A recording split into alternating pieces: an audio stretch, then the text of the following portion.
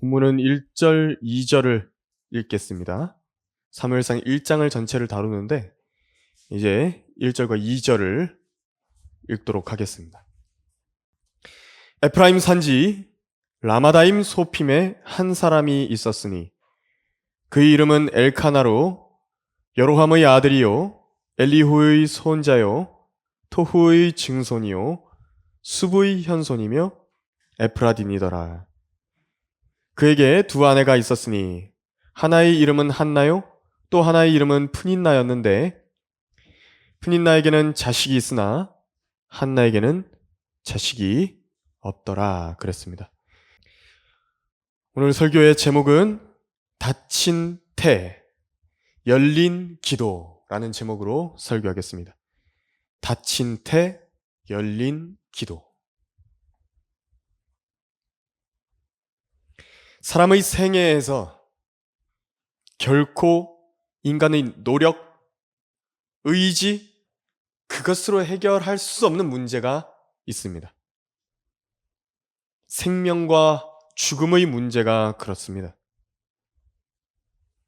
특히 오늘 본문에서 읽은 한나라는 이스라엘 여인의 불임 문제가 그랬습니다.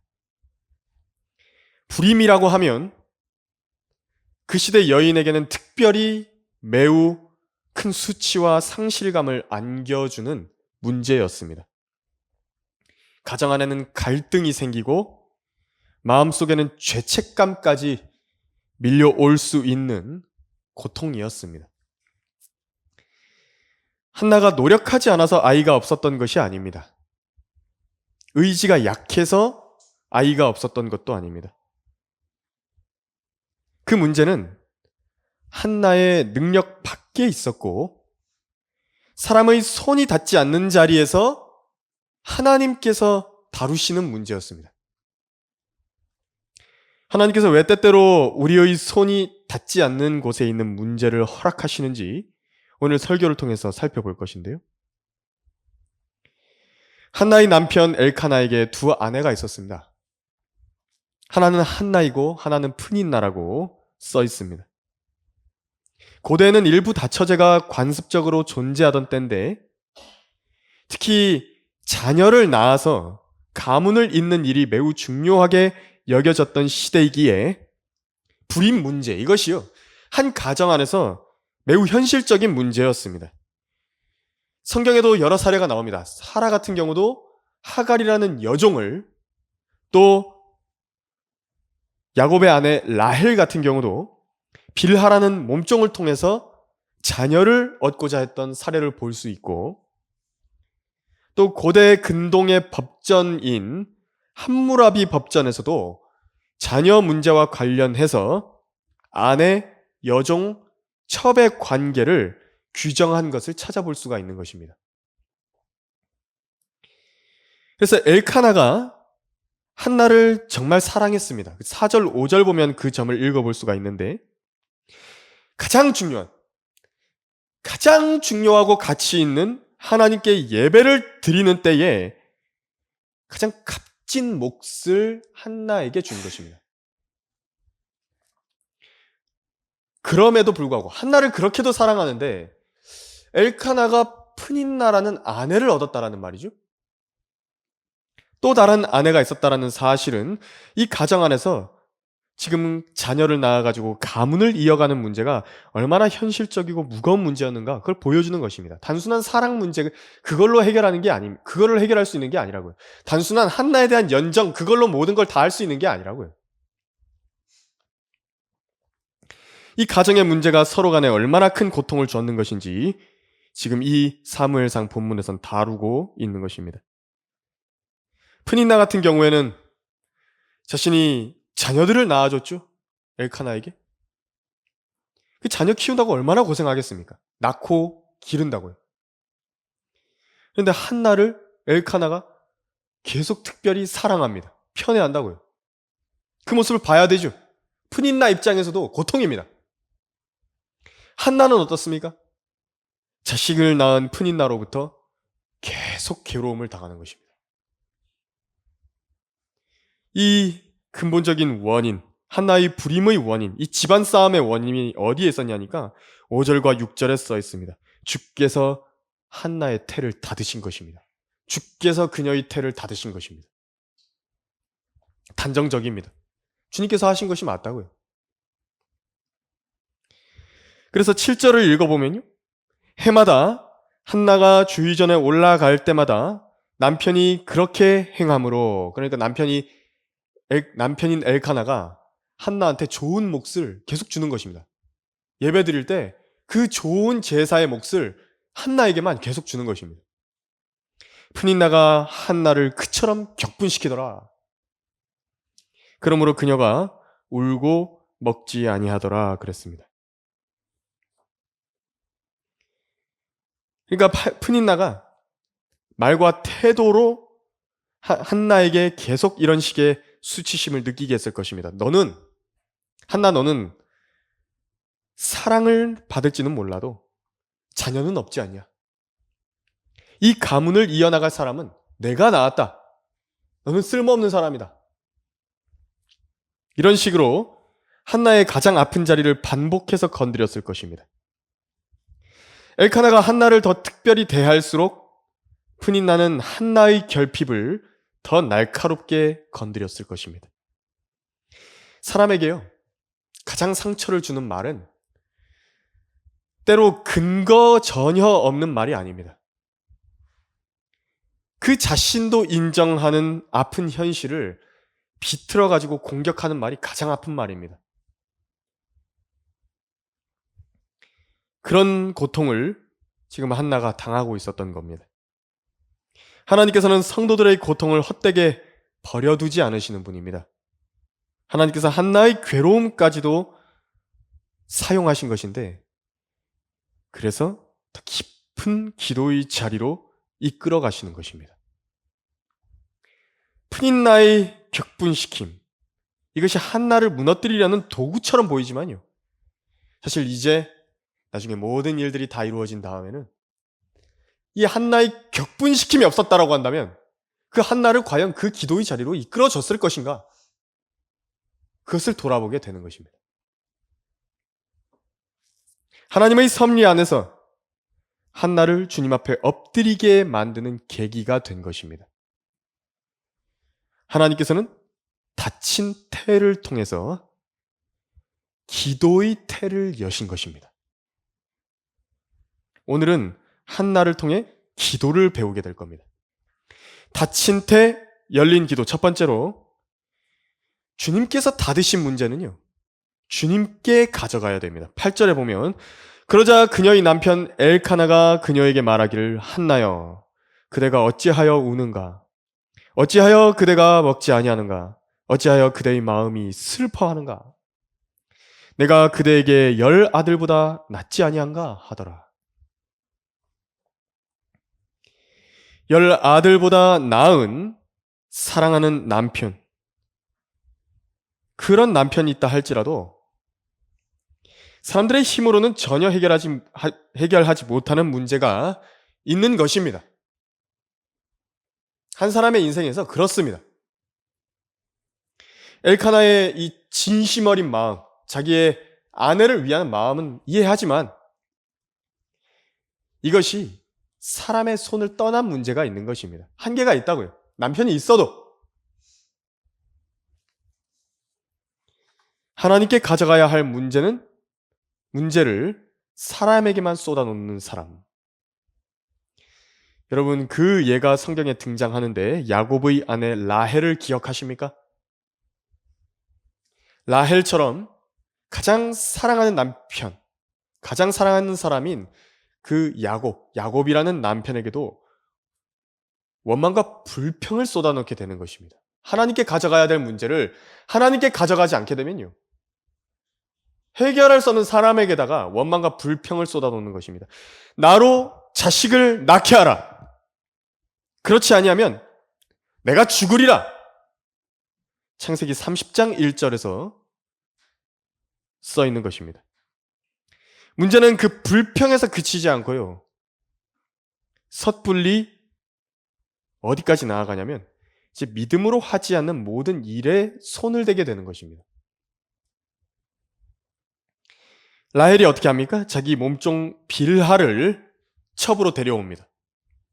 그리고 단이라고 하는 한 아들을 야곱에게 낳게 되는 것입니다. 훗날 단 지파는 재판관기 17장, 18장에서 우상 숭배의 중심지가 되고, 또 북왕국 시대에는 단 지파에는 금송아지 숭배의 중심지 가운데 하나가 되는 계기가 되는 겁니다. 하나님을 기다리지 않고 사람의 방법으로 얻은 열매가 얼마나 하나님을 대적하는 방향으로 흘러갈 수 있는가, 그것을 보여주는 교훈입니다. 그 결과가 하나님을 대적하게 된다고요. 한나는 자신의 남편이 자신을 사랑해 준다는 것을 알았지만 그 중요한 문제를 해결해 줄 수 없다는 사실도 알았습니다.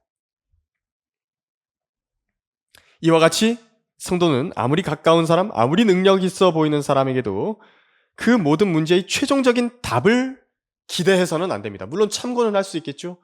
일시적인 위로는 받을 수 있습니다. 잘하는 것입니다. 하지만 최종적인 모든 문제의 답, 그래서 하나님과 1대1로 해결을 해야 됩니다. 그것은 한나처럼 전능하신 분을 찾아야 됩니다. 만나야 될 분을 만나야 됩니다. 성도들도 자기의 친구들, 가족들, 은인들, 신실한 그리스도인들, 목회자들, 그들을 전능하신 하나님의 위치에 놓아서는 안 되고 직접 그 문제들을 갖고 주님께 가져가야 되는 겁니다. 하나는 9절에서 10절까지처럼 행합니다.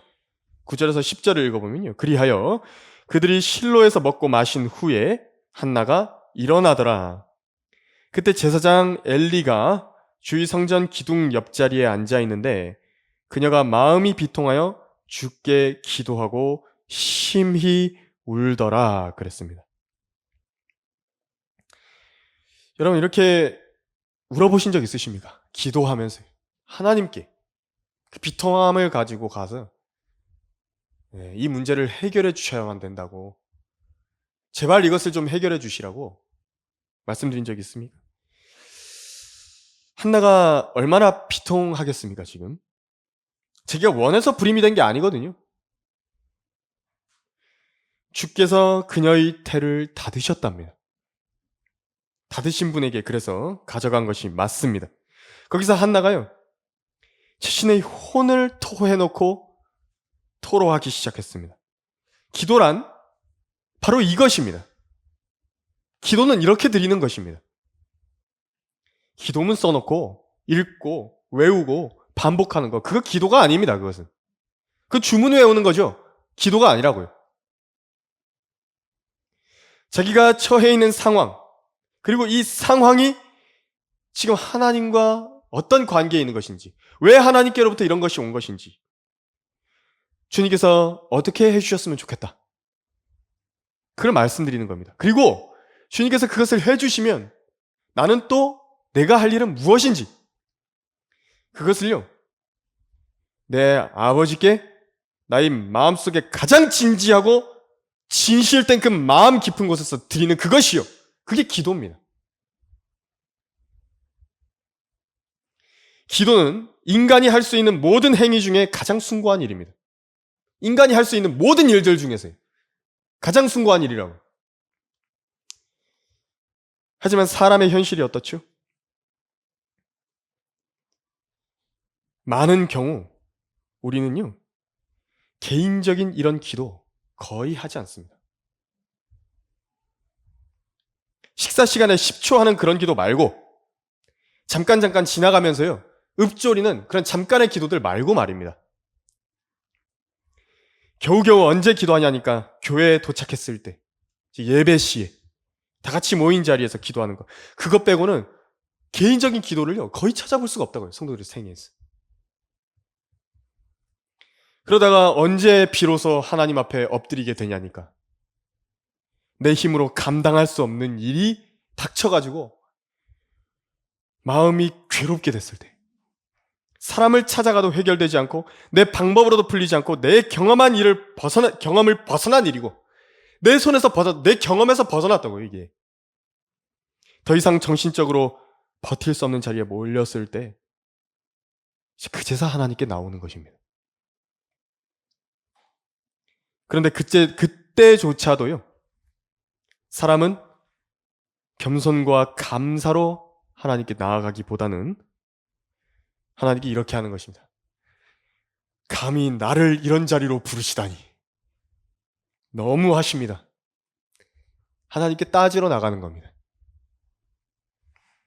하나님께 따지러 기도의 자리로 나가는 것. 이것이 우리의 모습입니다.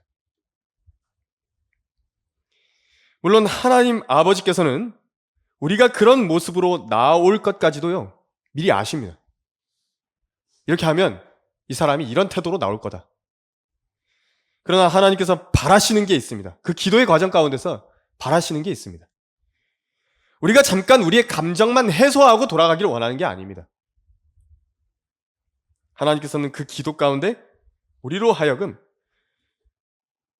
그 가지고 나온 문제를 능히 다루실 수 있는 분이 하나님이심을 믿게 하시려는 데에 목적이 있는 것입니다. 결국 최종적으로는 그걸 믿게 하시려는 것이라고요. 때로는 그 기도에 의해서 그 문제를 해결해 주심으로, 때로는 그 문제를 견딜 수 있는 힘을 주심으로, 때로는 기도하고 있는데요, 내 안에 고쳐야 할 문제들이 보입니다. 내 책임이 보인다고요. 내 죄들이 보인다고요. 때로는 전혀 생각지 못한 길로 인도하심으로 우리와의 신뢰를요, 더 깊게 만드시는 것입니다. 신뢰가 두터워진다고요. 하나님과의 신뢰가. 그 과정을 통해서 기도하는 사람만이 얻을 수 있는 것입니다. 성도들이 고난 때문에 하나님께 대한 신뢰가 무너지는 것보다는요, 평안과 안일함 중에서 무너질 때가 더 많다는 것을 여러분들 알고 계십니까? 평온하고 안일한 때에 더 기도 안 한다고요. 더 주님을 신뢰하지 않는다고요. 더 자기만의 방식대로 어떤 문제를 해결할 수 있는 모든 그런 보험들과 그런 어떤 장치들을요, 마련한다고요. 평안할 때요. 안전할 때요. 더 그렇게 한다고요. 왜 때때로 하나님께서 기도의 사람들, 의인들에게도 불같은 시련을 허락하시는 것입니까? 그들에게 왜 고난이 많다고 시편 34편 19절에서 말씀하신 것입니다. 의인에게는 고난이 많다 그랬다고요. 왜 의인에게 고난이 많죠? 이상하지 않습니까? 바로 그때 우리는 되어도 그만, 안 되어도 그만인 기도를 드리지 않게 되기 때문입니다. 그 기도를 해도 그만, 안 해도 그만이라고요. 그런 기도를 드리는 게 아니라 전심으로 하나님과 신뢰를 두텁게 할 수 있는 기도를요, 할 수 있는 때를 만드시는 겁니다. 의인들이 생애에서. 그러니까 그 고난이 많죠. 그러니까 어려움이 많다고요. 고난은 성도들을 흔들어 깨워버립니다. 하나님 앞에 엎드리게 만드는 겁니다. 그래서 반대로 이런 간절한 기도를 드린 적이 없이 무풍지대의 항해가 오래되면요, 무풍지대라고요. 전진을 안 한다고요. 그냥 그 자리에 가만 머물러 있는 겁니다. 그것은 배에 영적 이끼가 끼는 영적 경고로 받아들여야 될 때입니다. 한나의 눈물로 하나님께 나아가지 않으면요, 결국 라헬의 잔머리로 행동하게 될 것입니다. 바로 그때 성도는 하나님께 대한 신뢰를 잃어버리고 자기 손으로 비극적인 선택을 하게 되는 것입니다. 닫힌 태 열린 기도. 두 번째로, 기도는 장식품이 아니라 향처럼 피어올라야 됩니다. 11절 13절을 읽어보겠습니다. 그리고 그녀가 서원하며 말하기를, 오 만군의 주여, 주께서 참으로 주의 여종의 고통을 보시고 나를 기억하시며 주의 여종을 잊지 아니하시고 주의 여종에게 사내 아이를 주시면 내가 그의 평생 동안 그를 주께 드리고 그의 머리에 삭도를 대지 아니하겠나이다 하더라. 그녀가 주 앞에 기도를 계속할 때에 엘리가 그녀의 입을 주목하더라.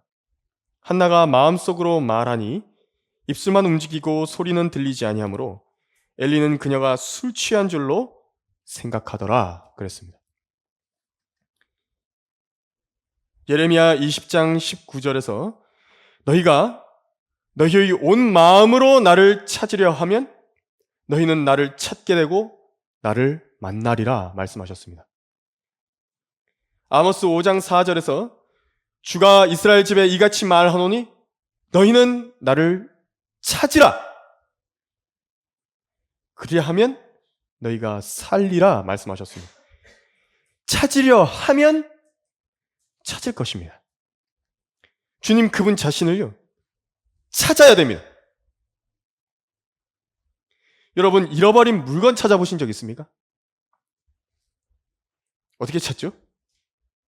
온 정신을 집중해서 찾는 것입니다. 마음을 모으는 것입니다. 여러분 지갑 잃어버리신 적 있습니까? 어떻게 찾습니까? 샅샅이 뒤지고 찾는 것입니다. 잃어버린 카드, 잃어버린 자동차 열쇠, 집 열쇠, 그 찾을 때 어떻게 합니까? 자기가 갔던 모든 자리에 다시 다가봅니다. 내가 오늘 거기를 돌아갔었는데, 내가 그 기간 동안에 이렇게 왔다 갔다 했었는데, 내가 여기를 갔었고 저기를 갔었는데, 다 돌아다닙니다. 전부 다 돌아다닌다고요, 거기를. 내가 갔던 곳이거든요. 확인해서 거기 없었습니다. 그런데 거기 또 간다고요. 내가 혹시 잘못 봤나? 그리고 또 간다고. 또 다시 가고, 또 다시 가고, 반복해서 가고, 왔다 갔다 하면서 보는 겁니다. 온통 그 잃어버린 것을 찾겠다는 일념 하에 누군가가 그 지갑을 가져가지 않았을까 하는 그 절박감에서 모든 기억을 샅샅이 뒤지고 자기가 걸어온 길들을 다시 되짚어가면서 찾는 것입니다. 기도, 바로 이런 마음으로 주님을 찾는 일입니다. 내가 주님과의 교제에서 어디서 벗어났던 것인가? 내가 이런 부분은 잘못한 것이 아닌가? 이 부분은 주님께서 분명히 해주셨어야 되는 부분이 아닌가? 그런데 왜 주님께서 그것을 해주지 않으셨는가? 그걸요, 찾는 것이라고요. 다 찾는 것이다, 일일이. 그러다가 마침내 찾던 것을 이제 발견하죠. 내가 이것을 찾았구나. 그때 탄성을 지르면서 하나님, 잃어버린 것을 찾게 해주셔서 감사합니다. 찾아내면요. 그때 성축하는 것입니다. 하나님을 성축한다. 기도가 신앙의 장식품이 되지 않도록 하십시오. 기도는 장식품이 아닙니다. 신앙의 본질입니다. 겉으로는 성경대로 믿는 사람이다. 딱 간판 걸어놨을 수 있습니다. 하지만 속이요, 기도가 빠지면 빈 강정이 되는 겁니다. 기도 가운데 하나님께 내가 드린 말들이 있죠. 그 말씀들이 있습니다. 진지한 기도가 아니면요, 그 말을 기억하지 않는 것입니다. 그렇게 살려고 노력하지 않습니다. 분명히 자기가 그 기도대로 살지 않는 것을 아는데요, 그걸 진지하게 생각 안 합니다. 별일 아닌 것처럼 치부한다면 그것을 가리켜 뭐라고 성경이 말씀하시는 거냐면 불경이라고 말씀하시는 겁니다. 불경건한 것이라고요. 하나님께 대충 말씀드리는 겁니다. 알았어요, 이거 할게요. 부모한테도 그렇게 하죠. 그렇게 해놓고 설거지 좀 해라. 알았어요, 할게요. 대충 해놓고요, 그냥 집 나가버린다고요. 한참 놀다가 들어와가지고 쌓아놓는다고. 그겁니다. 그게 불경입니다. 하나님께 대해서도 그렇게 한다고요.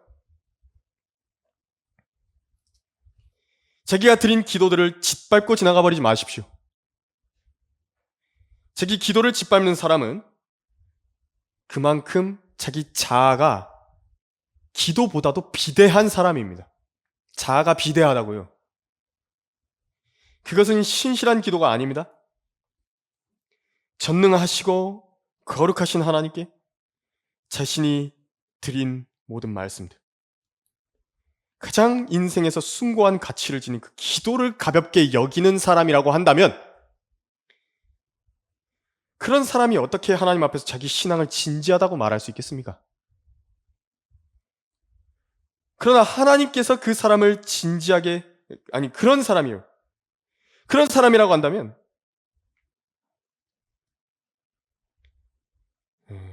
우리 역시도 그 사람을 진지한 신앙의 사람이라고 대해줄 수 있겠습니까? 그러나 하나님께서 그 사람을요, 진지하게 대하는 것을 철회하지 않으십니다. 하나님께서는. 하나님은 우리가 가볍게 드린 기도조차도 가볍게 넘기지 않으시고 우리를 다시 그 기도의 자리로 부르시는 것입니다. 우리가 기도를 기억 못할 뿐이지 그분이 다시 부르신다고요. 그것을. 그렇다면 우리는 언제까지 우리를 진지하게 대하시는 하나님 앞에서 가벼운 사람으로 살 것입니까? 하나님은 우리를 진지하게 대하시고 우리를 진지하게 부르시는데 우리는 언제까지 하나님을 그렇게 가볍게 대할 것이냐고요. 성소의 향제단 위에 드려지던 향을 기억하십시오. 그 짙은 향기는 기도를 모형적으로 보여주는 것입니다.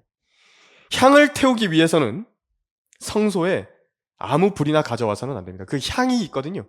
향을 만듭니다. 이렇게 그 젤 타입의 이런 것으로 만들어가지고요. 갖고 오는데 그냥 태우는 게 아니라 번제단 위에서 타고 있는 숯불을 꺼내와서 그것을 향로에 담아서 갖고 와서 그 숯불 위에다가 향을 올려서 태워야 되는 것입니다. 번제단에서 온 불입니다. 번제단은 뜨거운 고통의 자리입니다. 하나님께서 성도의 고난과 비통함을 그냥 번제단의 새하얀 재로만 끝나게 하시는 게 아닙니다. 그렇게 하시려고 고통 주는 게 아니라고요. 새하얀 먼지로 만들어가지고 바람에 흩날려서 어디로 갔는지도 모르게 그렇게 만드시려고 하는 게 아닙니다.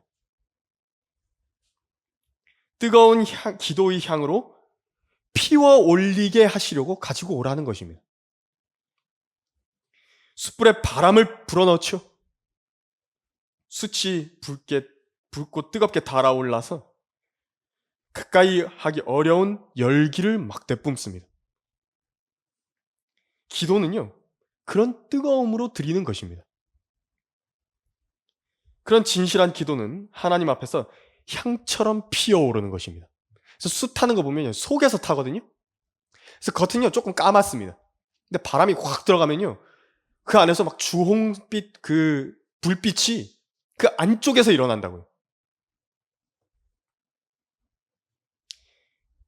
성령 하나님을 통해서 성령 하나님 바람이시죠. 우리 안에서 그 성령을 통하여서 이렇게 기도를 드려야 되는 것입니다. 그 향은 향기로운 연기가 돼서 하나님께서 맡으시고 기억하시며 들으시는 기도가 되는 것입니다. 한나가 성소 앞에서 드리는 기도. 지금 그 기도가 바로 그 기도였습니다. 12절, 13절을 보면 한나는 이런 기도를 드릴 때에 시끄러운 통성 기도라든지 방언 기도 그런 거 하지 않았습니다. 사람에게 드러내려고 기도한 거 아닙니다. 한나는. 성령 안에서 드리는 기도 대부분은요. 겉모습만 뜨거워 보이는 기도가 아닙니다. 기도하는 사람의 마음을 헤아리시는 하나님께서만이 그 온도를 아주 정확하게 측정하실 수가 있는 것입니다. 겉만 보는 사람들이 있죠. 분별 없는 그 겉만 보는 사람들이 있습니다. 영적 분별력이 전혀 없는 그런 사람들. 그래서 소리가 나지 않고 입술만 움직이는 그렇게 기도를 드리고 있는데 한나가 그걸 술 취한 사람 같다고 비하한 겁니다. 근데 여기서도 이제 예표가 나옵니다. 성경은 술 취함과 성령 충만을 대조해서 말씀하시죠. 그럴 때가 있습니다. 사도행전 2장에서도 성령으로 충만한 제자들에 대해서 술 취했다고 조롱했고 또 에베소서 5장 18절에서는 술 취하지 말고 오직 성령으로 충만하라고 말씀한 것입니다. 그래서 지금 한나는 겉으로 보기에는 영역 없는 기도 같지만 하나님께서는 성령으로 가득 차서 성령 안에서 기도하는 사람으로 보신 겁니다. 한나를. 에베소서 6장 18절에 따라서요. 그러니까 시끄러운 가운데 아무도 듣지 않는 기도, 그런 건 버려야 됩니다. 조용하지만 뜨겁고도 성령 안에서 드리는 기도로 무장해야만 합니다. 우리가 비판하는 것은요, 새벽 시간에 홀로 깨서 하나님께 드리는 그 은밀한 기도를 비판하는 게 아닙니다. 개인적인 그런 은밀한 기도를 비판하는 게 아닙니다. 그런 기도는요, 오히려 귀한 것입니다. 문제는 이 새벽 기도 모임이라는 게 문제입니다. 새벽 기도회요. 출석과 소리와 열광과 외적인 열심으로 믿음의 수준을 판단하려고 하고요. 무서운 형식으로 변질된 겁니다. 겉에 보이는 뜨거움만 있습니다. 그런데 은밀한 골방의 기도는 버려진 겁니다. 오직 예배당에 모였다는 사실, 크게 소리냈다는 사실, 모임 출석표로 하나님을 향한 거룩한 신뢰를 판단하게 된 것입니다. 그건 한나의 기도가 아닙니다. 그런 것은. 한나의 기도는 사람에게 인정받으려는 태도가 아니라 사람에게 인정받으려는 기도를 드리는 것도 아니고 사람에게 보이려는 기도를 드리는 것도 아니고 바라보는 그 엘리의 시선을 뛰어넘어서요. 목회자들, 목사들의 시선을 뛰어넘어서요. 오직 주님 앞에 자기의 혼을 쏟아놓는 기도입니다. 그런 기도를 드리십시오. 그런 기도를 드리십시오. 닫힌 태 열린 기도. 세 번째로 하나님께 받은 응답은 다시 하나님께 드려야 합니다. 하나가 11절에서 드린 기도의 내용 자체에서 우리가 배울 점이 분명하게 있습니다. 기도를 하게 되면요, 이 개인적인 유익을 위해서 구하는 이기적인 그런 마음, 개인적인 유익만을 위해서 구하던 그 마음이요, 그걸 초월하게 되는 겁니다. 그게 기도의 힘입니다. 처음에는 기도가 자기의 개인적인 유익과 고통 때문에, 고통에서 벗어나게 해주시라고, 그것 때문에 시작하거든요. 기도가요. 그런데 그 고통은 이제 바뀌는 것입니다. 한나의 기도도 지금 잘 살펴보시면요, 원래 엘카나의 집안의 후손을 낳아주지 못하는 것에 대해서 지금 비교당했죠. 푸닌나에게 무시당한 겁니다. 그게 지금 처음에 문제의 발단이 된 겁니다. 고통스럽다고요? 괴롭다고요? 하나님 이 문제 좀 해결해 주십시오. 나도 임신하게 해 주십시오. 나도 애를 좀 낳게 해 주십시오. 그래서 애가 가문을 좀 이어가게 해 주십시오. 그걸 하려는 것이거든요. 그게 목적이거든요. 기도의 제목이거든요. 그런데 지금 한나가 주님께 어떻게 구하고 있는지 한번 보십시오. 주님께 산의 아이를 구했는데 낳게 해 주시면 그 아이를 어떻게 하겠냐고 하니까 그 아이를 주님께 드리겠답니다. 그러니까 가문을 잊지 못해가지고 불임의 여인으로 낙인이 찍혀가지고 그걸 만회를 하고 싶은데 아이가 나오면 주님께 드리겠답니다. 다시 말해서 한나는 그 아이를 자기 수치를 씻고 자기 명예를 회복하는 도구로 붙들지 않겠다는 겁니다. 아이가 주어진다면 그 아이를 이제 자기 품에 두지 않고 주님께 돌려드리겠습니다. 이거 앞뒤가 이상하죠? 앞뒤가 이상해 보이지만 사실 하나님께서 원하시는 기도의 방향입니다.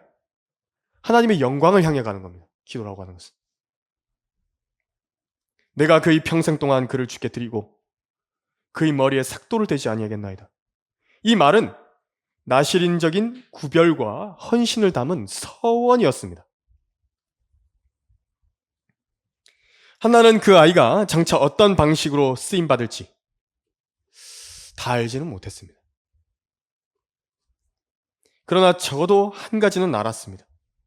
하나님께서 기도로 응답해 주신 선물은 자랑, 보상, 내 개인적인 소유물이 아닌 하나님을 첫 번째로 생각하고 돌려드려야 할 선물이다. 그걸 안 것입니다. 그리고 하나님께서는 그 드려진 아이를 어떻게 하셨냐니까 훗날 이스라엘을 부흥시키는 선지자로 쓰신 것입니다. 그래서 한나의 가장 큰 영광은 단순히 사내 아이를 낳아가지고 자기 수치를 씻는 거, 그게 아니었습니다. 자기 아들을 통해서 가문을 번성케 하는 거, 그게 아닙니다. 가장 큰 영광은 하나님께서 주신 것을 다시 하나님께 드리는 것임을 자기가 기도를 드리다 보니까 알게 된 겁니다. 그 뜨거운 기도 가운데 안 것이죠. 한나가 기도 가운데서 하나님을 섬기는 것이 가장 귀하다는 것을 알고 그 방향으로 기도를 한 것입니다. 이것이 성령의 인도하심을 받는 기도가 나아가는 최종 목적지입니다. 이와 같이 성령께서도 우리의 연약함을 도우시나니 이는 우리가 마땅히 기도해야 할 것을 알지 못하나 성령께서 친히 말할 수 없는 신음으로 우리를 위하여 중보하시기 때문이라. 마음을 살피시는 분이 성령의 생각이 무엇인지 아시나니 이는 그분이 하나님의 뜻대로 성도들을 위하여 중보하시기 때문이라. 로마서 8장 26절에서 27절까지 되어 있습니다. 처음에는요, 기도가 내 필요에서 시작되게 되는 것이 대부분입니다. 하지만 진지하게 또 성경적으로 드려지는 기도가요, 계속 드려지다 보면 이제 거기서요 멈추지 않습니다. 이렇게 알게 된다고요. 아, 이것이 하나님의 영광을 위해서 무엇을 구해야겠다. 이것은 내가 그저 내 개인적인 이득을 위해서 구하는 것인데, 하지만 이걸 넘어서 내가 더 숭고한 하나님의 뜻을 위해서 뭔가 구해야겠다. 그게 이제 하나님께서 기도하다 보면요, 그 생각을 주시는 것입니다. 그 마음을요 탁 넣어주신다고요. 성령께서는 우리의 연약한 기도를 그래서 붙들어 주시고 마땅히 우리가 구해야 할 것들을 알게 하시고 결국 하나님의 뜻과 하나님의 영광을 구하는 자리까지 우리를 이끌어 가시는 것입니다. 보통 기도한다는 사람들, 대부분 기도를 드린 후에 기도한 것 자체도 잊어버려요. 기도에 응답해 주셔도요, 하나님께 기도에 응답해 주셔서 감사합니다, 그것을 다시 갖고 가야 되거든요. 그러지 않습니다. 이게 잘못입니다. 혹은 어떻게까지 해버리냐면, 기도를 해서 하나님께서 해주셨는데도 불구하고 우연히 재수 좋아서 그 해주셨다고 치부해버리는 겁니다. 그냥. 한나가 어떻게 했는지 보십시오. 주께서 자신을 기억하신 것처럼 19절에서 자기의 불임 가운데 얻은 귀한 아들을 하나님께 다시 돌려드리며 말을 합니다. 26절, 28절을 보면요, 한나가 말하기를 오 나의 주여 당신의 혼이 살아있거니와 나의 주여 나는 여기 당신 곁에 서서 주께 기도하던 여인이다. 내가 이 아이를 위하여 기도하였더니 주께서는 내가 주께 구하여 청원했던 것을 내게 주셨나이다. 그러므로 나도 그를 주께 바치나니 그가 살아있는 한 그는 주께 바쳐질 것이니이다 하더라. 그 아이가 거기서 주께 경배하더라. 그 것입니다. 하나는 자기가 드렸던 그 기도가 그 비통한 가운데서 자기 혼을 토로했고 하나님께 제발 이걸 해결해 주시라고 개인적으로 기도했던 그 응답이 이루어진 것을 알았습니다. 그 점에 감사드렸고 자기가 드렸던 서원을 그대로 실행에 옮긴 것입니다. 그 기도 드리고 났더니요, 그 얼굴에 수심이 없습니다. 더 이상 불평이 없다고요. 수심도 없고요, 근심도 없습니다. 왜냐하면 내가 하나님의 뜻을 위해서 구했는데 하나님께서 좋으실 일인데 그거 안 해주시면 되냐. 이제 이게 바뀐 겁니다. 태도가. 실제 해주시니까 이제 그것에 대해서 하나님께 자기의 서원을 실행에 옮긴 겁니다. 더 놀라운 것은 이제 사무엘상 2장 20절, 21절도 한번 보십시오. 엘리가 엘카나와 그의 아내를 축복하고 말하기를, 한나를 축복한 것입니다. 주께서 이 여인을 통해 내게 씨를 주사 주께 빌려드린 것을 대신하기를 원하노라 하더라. 그들이 자기 집으로 가니라. 주께서 한나를 돌아보심으로 그녀가 임신하여 세 아들과 두 딸을 낳았더라. 한편 아이 사무엘은 주 앞에서 자라더라 그랬습니다. 기도의 여인 한 사람으로 인해서 엘카나의 가문에는 성경에서 손에 꼽히는 몇몇의 선지자들 가운데 하나인 사무엘이 나온 것입니다. 심지어 하나님께서 어떻게 해주셨습니까? 한나에게 영광을 주신 겁니다. 한나가 자기 걸 포기했거든요. 그런데 포기했음에도 하나님께서 가문의 영광까지 이루어 주신 것입니다. 하나님께서는 자신께 드려진 것, 그것을 손해로 끝나게 하지 않으십니다. 자신의 방식으로 더 풍성하게 갚으시는 것입니다. 이분이 하나님이십니다. 오늘 설교의 결론을 맺겠습니다. 어린아이가 가지고 놀다가 장난감을 고장을 냈습니다. 혼자 붙들어보고 고치려고 애써보다가 더 망가져버립니다. 그러다가는 이제 울죠. 속상한 마음에 아버지를 찾아갑니다. 아버지는 아이가 망가뜨린 것을 책망만 하지 않고 그 아이를 들어 올려가지고 자기 무릎에 앉혀놓습니다. 그 품에 안고 망가진 것을 다시 본드를 붙여가지고 완벽하게 해결해 줍니다. 그리고 다시 아이의 품에다가 그래서 돌려주는 것입니다. 여러분, 우리도 그렇게 살 때가 얼마나 많습니까? 하나님께 가져가야 될 문제인데 그것을 사람들한테 쏟아붓고요. 잔머리 굴려보고 기도 없이 버텨보다가 더 망가진 뒤에 하나님께 그제서 가져가는 것입니다. 하지만 그렇다 하더라도 주님께서는 그 일을 계기로 우리를요, 기도의 자리로 불러 앉히시는 것입니다. 한나는 주께서 닫으신 태의 문제를 갖고 원망한 것이 아니라 하나님 앞에 자기 비통함을 토로하고 혼을 쏟아놨습니다. 그리고 기도의 태에서는 사무엘이라는 열매가 나온 것입니다. 기도의 태에서. 우리도 한나의 기도를 배워야 됩니다. 자신의 모든 것을 주님께 고하십시오. 그냥 들어도 그만, 안 들어도 그만, 그런 기도 제목들 말고요. 진짜 진지하게 이거만 해결해 주셔야 된다고 하나님께서. 이 문제를 반드시 해결해 주시라고. 그것을 가지고 가서 고하는 것입니다. 해보다 마음이 안 되면 말고 하는 그런 기도가 아니라 뜨거운 숯불 같은 기도, 그것을 들려 올려 보십시오. 그리고 응답해 주시면 잊지 마시고 다시 주님께 돌아가 감사드리시고 하나님의 영광을 구하시길 바랍니다. 그러므로 오늘 그 문 앞에 서성이지 말고 들어가십시오. 은혜의 보호자로 나아가는 문은 지금도 활짝 열려 있습니다.